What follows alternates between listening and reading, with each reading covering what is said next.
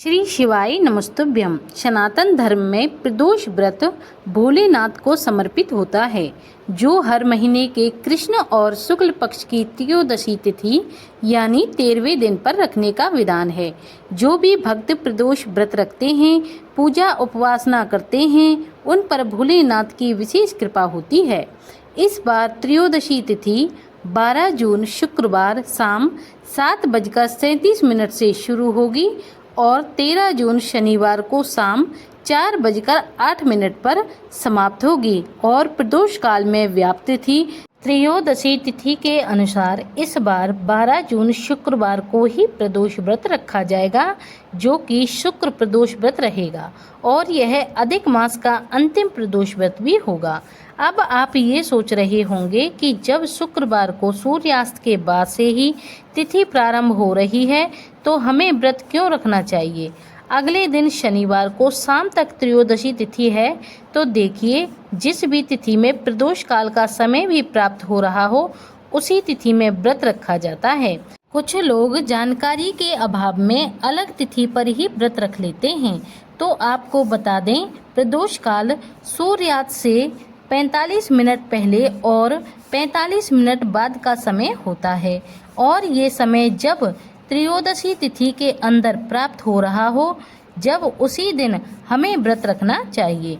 भले ही शुक्रवार को प्रदोष व्रत रखा जाएगा, लेकिन प्रदोष काल में इस बार पूजा करने के लिए आप लोगों को पूरा समय नहीं मिलेगा, बहुत कम समय मिलेगा। इस बारे में भी आप जानेंगे। 12 जून शुक्रवार को ब्रह्म मुहूर्त सुबह 4:08 से 4:56 तक रहेगा।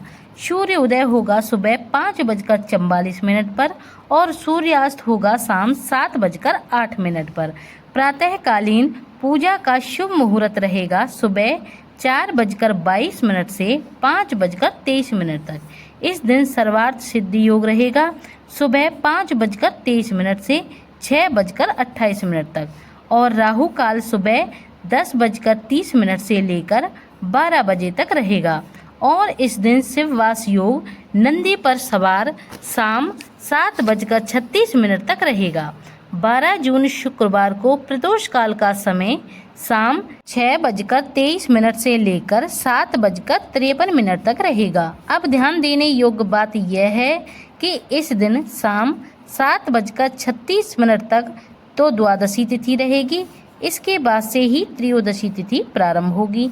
देखा जाए तो प्रदोष काल तो शाम 6:23 से शुरू हो जाएगा, लेकिन इस समय अभी द्वादशी तिथि ही चल रही होगी। ऐसे में त्रयोदशी तिथि लगने के बाद से जो आपको प्रदोष काल का समय प्राप्त होगा, यानी कि शाम 7:37 से लेकर शाम 7:53 तक कुल 17 मिनट का समय आपको प्रदोष काल का मिलेगा। अगर हो सके तो इस मुहूर्त में पूजन अवश्य करें। खुद से पूजा करना संभव ना हो सके तो मानसिक रूप से भी पूजन आप इस दौरान कर सकते हैं। जो लोग इस बार किसी कारण से शनिवार को प्रदोष व्रत रखना चाहते हैं, उनके लिए बता दें कि शाम के समय त्रयोदशी तिथि नहीं होगी और ना ही प्रदोष काल का समय शनिवार को प्राप्त होगा। प्रदोष व्रत के दिन सुबह जल्दी स्नान आदि से निवृत्त होकर साफ स्वच्छ वस्त्र धारण करें।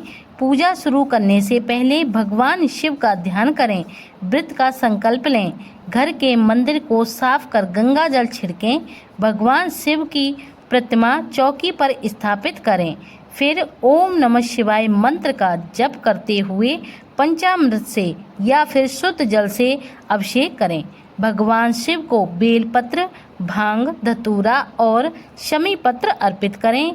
सफ़ेद चंदन अक्षत के साथ अर्पित करें।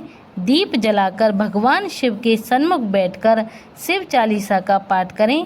प्रदोष व्रत की कथा सुनें या पढ़ें। अंत में भगवान शिव की आरती करके भगवान को फलों का भोग लगाएं। यही थी आज की वीडियो। उम्मीद है वीडियो आपको पसंद आई होगी।